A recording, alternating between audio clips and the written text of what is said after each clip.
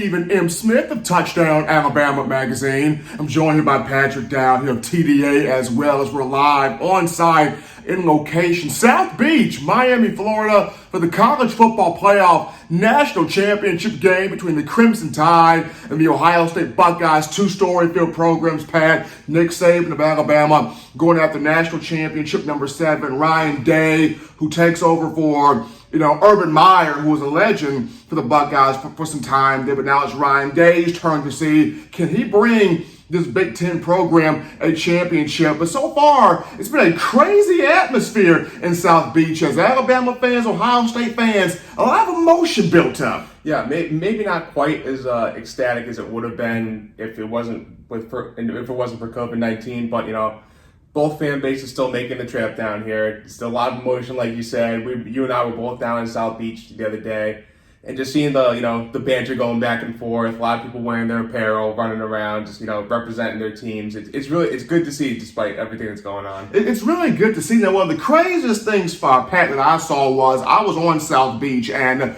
there was this Ohio State family, and the father of the family had this huge diamond Buckeyes pendant. It was like the "No John Crunk Ain't Dead" chain. I don't know how he was able to keep that on his neck, but he's giving Alabama fans the business. You guys are going down. You guys are going to lose. Buckeyes got this. Justin Fields is going to kill you guys. And then the Alabama fans giving it back to him with Najee Harris and Mac Jones and Devontae Smith in this defense. So there's just so many emotions here built up just due to as a concerned or worried but Alabama fans are about Trey Sermon, and you can't let Trey Sermon get going, and he reminds me of Ezekiel Elliott and these things. Ohio State fans or Ohio State in general kind of have that same concern about Najee Harris because he can do everything. Yeah, I mean, look, this is the national championship game. There's going to be good players on both sides. You're going to have to worry about each team's players are going to make plays. It's going to come down to who limits each other the most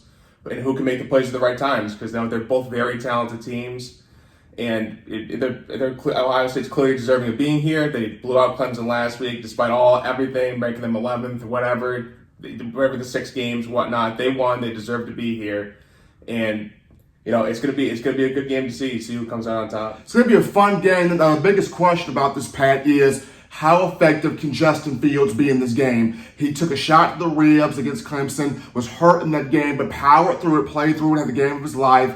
385 passing yards, 6 touchdowns. Buckeyes won 49-28. Now, in this matchup, as much as Ryan Day wants to have design runs with Justin Fields, he's going to have to be pretty careful with him because of the rib situation. Now, Fields told reporters, "I can go. I'm good. I'm fine." But in this matchup where you have a Christian Barmore, you have a Christopher Allen, you have a Will Anderson, and you even have a Christian Harris who has 4.5 sacks to his credit, in your mind, Pat, do you see any design runs from Justin Fields, or does Ryan Day tell him, "Young man, you're going to have to win this game from the pocket"? It's the last game of the year. I think they're going to throw out all the stops. But if Ryan Day wants him to just stay in the pocket and throw, he's more than good enough at that to be able to beat everyone just with his arm. But it's the last. You can't hold anything back at this point. Alabama's. You may see Jalen Waddle today. You may see. If Jalen Waddle scores a touchdown today, Bama fans are gonna go nuts. Let me just say that. If Jalen Waddle in any capacity on this field scores a touchdown tonight, Bama fans are going to lose their mind. Yeah, he's a threat in and of himself. He doesn't even need. He could just be out there. He's just an extra threat of this offense, just that can drag away more attention. So he could be a big key for Alabama, even if he's not getting 10 catches. If he's just out there garnering attention, it could be big for Alabama's offense. Now, Pat, what do you want to see defensively here from this game for the Crimson Tide? Because once again, there are Bama fans that are really nervous about the defensive side of the football. Now, Pete Golding, for the most part, has done a pretty decent job. Yes, he gave up 46 points against Ole Miss, and that was crazy. Well, 48 against Ole Miss, and that was crazy. And yes, he gave up 46 points against Florida in the SEC Championship game. That was Kyle Pitts. That was Kadarius Toney. That was Trayvon Grimes. And you had a Heisman finalist quarterback in Kyle Trask that you were facing. So big players are going to make big plays. Let's just face it. It happens. But in this matchup, what do you want to see from Pete Golding and this Alabama defense to close this 2020 campaign? Well, I think they got to try to force some turnovers with this offense because it's just so low. It's just like Alabama. It's so loaded at every position that you can't. It's just tough to stop on a consistent basis. And they really need to try to win the battle up front in the lines as much as they can. I mean, Trey Sermon's been just destroying every defense he's been going up against.